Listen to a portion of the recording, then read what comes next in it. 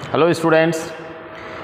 तो आज के लिए जैसा आप देख रहे हैं लिखा हुआ अल्फ़ाबेट और अल्फ़ाबेट्स जानेंगे कौन सा सही होगा, कौन से वर्ड को यूज़ करना सही माना जाएगा। क्या अल्फ़ाबेट्स इनकरेक्ट होता है, बात करेंगे। तो अल्फ़ाबेट कितनी होते हैं, सबसे पहले बात करें। How many alphabets are there in English, question लिखा हुआ आपके सामने। कई बार हो सकता है लोग आपको पूछ लें how many alphabets are there in English, कितनी अल्फ़ाबेट्स होती हैं। क्या ये क्वेश्चन करना सही है, इस पे बात करते हैं। देखिए, अल्फ़ाबेट का मतलब होता है हिंदी में कहें तो वर्णमाला। वर्णमाला मतलब वर्णों की माला, वर्णों की माला।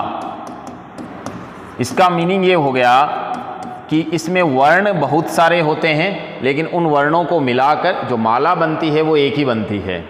दैट मीन्स अल्फ़ाबेट जो है वो बहुत सारे वर्णों का एक ग्रुप जो है उसको कहेंगे। तो वो ग्रुप जो है वो तो एक ही हुआ, इसीलिए अल्फ़ाबेट सही है।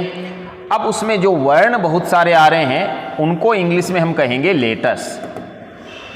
तो कोई अगर आपको ये कहे कि इंग्लिश में कितने अल्फ़ाबेट होते हैं, जवाब दे देगा अगला 26। ये जो 26 होते हैं ये अल्फ़ाबेट्स नहीं है, ये हैं इंग्लिश के अल्फ़ाबेट के लेटर्स।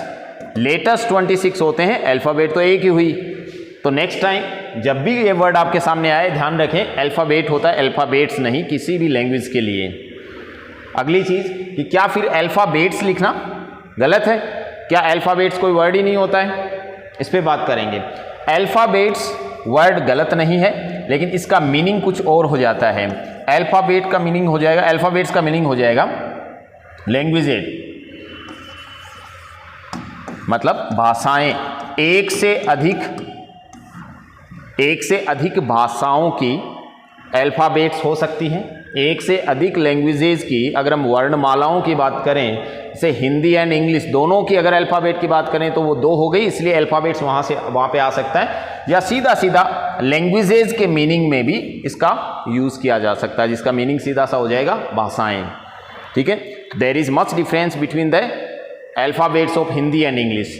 ये तो सही होगा, लेकिन ये गलत होगा। How many alphabets are there in English, ये पूछना ही गलत होगा क्योंकि अल्फ़ाबेट तो एक ही होती है। या कोई ये कहे he doesn't even know the alphabets of English, कि उसे तो इंग्लिश की अल्फ़ाबेट्स ही नहीं आती, तो वो गलत वे में बोल रहा अगला, क्योंकि अल्फ़ाबेट्स नहीं, हम वहाँ पे लेटर्स कह सकते हैं उसको। या हम ये कह सकते हैं he doesn't even know the alphabet of English, alphabets नहीं यूज़ करेंगे। So the question is how many alphabets are there in English, and the answer will be, what will be the answer? One only. There is only one alphabet in English. Okay.